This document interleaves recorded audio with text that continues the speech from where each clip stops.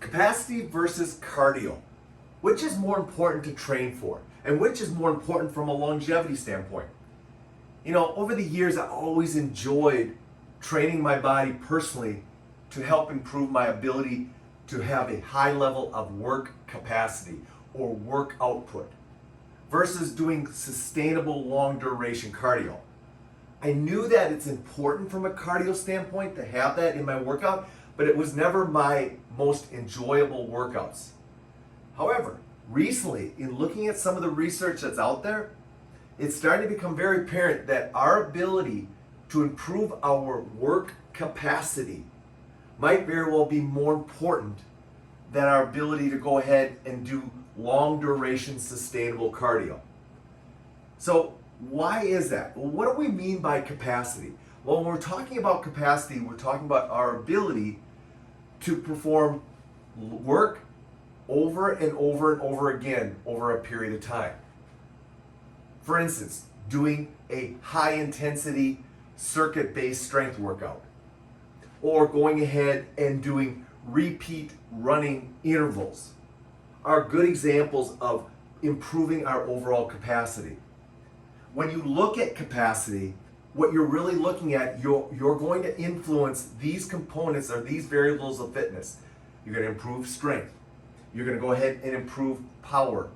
You're going to go ahead and improve your central nervous system reaction. You're also going to go ahead and improve probably VO2 max because you're creating higher levels of heart rate and lung production.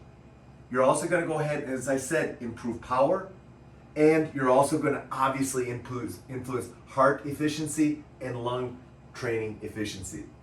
Now, when you look at doing just sustainable cardio, you know, going out for a long duration run, or going ahead and getting on a bike and just going on a continuous long duration ride, you're really only going to influence heart and lung function mostly.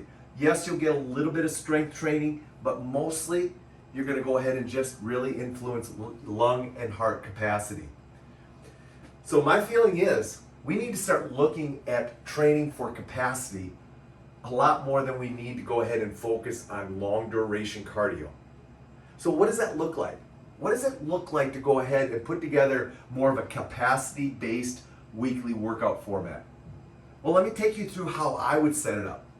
First of all, I would have 2 higher level strength days. 2 days where number one goal is to build total body strength.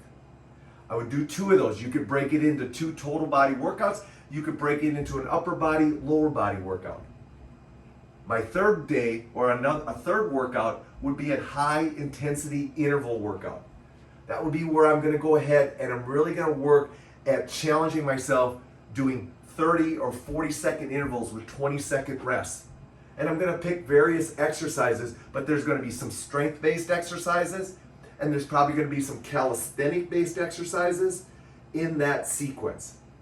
I am going to do a 1-day continuous sustainable cardio workout because it's very important that we train that.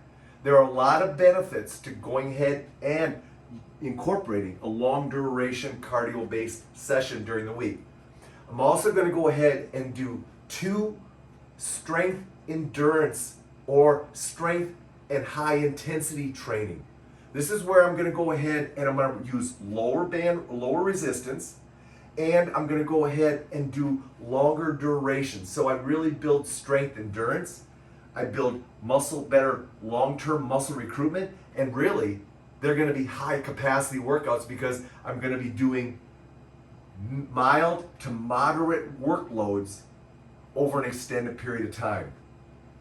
Lastly, I'm going to go ahead and make sure that I do a mobility workout session each week where I just focus on mobility.